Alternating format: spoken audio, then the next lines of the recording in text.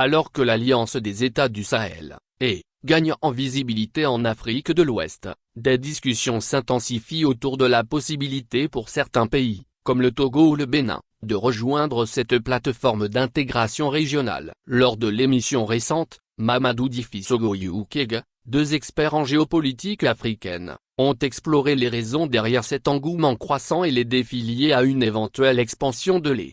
Selon Sogo Youkeg, journaliste togolais et ancien ambassadeur, l'avenir est allé, pas à une CEDEAO moribonde. À ses yeux, l'E incarne une nouvelle dynamique, fondée sur la souveraineté et l'autodétermination des États africains, à l'opposé d'une CEDEAO souvent perçue comme trop alignée sur les intérêts occidentaux.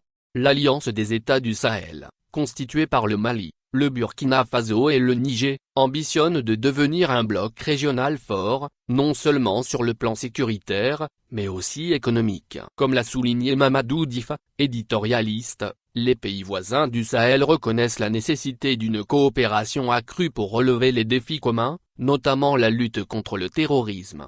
Le Togo, un candidat potentiel. Le Togo, qui partage des liens historiques et culturels avec les pays du Sahel, est régulièrement cité parmi les futurs membres possibles de l'E. Selon une déclaration du ministre togolais des Affaires étrangères, Robert Duss, plus de 70% de la population togolaise soutiendrait l'idée d'une adhésion à l'E. Cependant, comme l'a rappelé Mamadou Difa, cette démarche nécessitera une réflexion approfondie sur les conditions définies par l'article 11 de la charte de l'Iptako-Gourma, qui exige une convergence en termes de réalité politique, sociale et culturelle.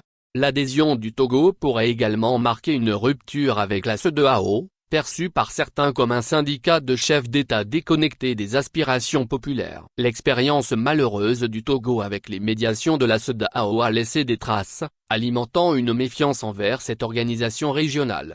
Au-delà des questions politiques, l'E séduit par ses ambitions économiques et sécuritaires. Comme l'a souligné Sogo Youkeg, l'E ne promet pas un paradis, mais elle est sur la bonne voie. La souveraineté retrouvée des pays membres leur permet de développer des projets structurants, tels que des barrages, raffineries et infrastructures agricoles, sans dépendre des institutions financières internationales ou des anciennes puissances coloniales.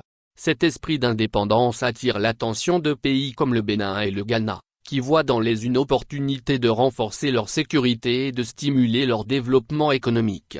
Si l'élargissement de l'E se concrétisait, il pourrait redéfinir les dynamiques politiques et économiques en Afrique de l'Ouest, offrant une alternative crédible à la CEDEAO et renforçant la souveraineté des États membres.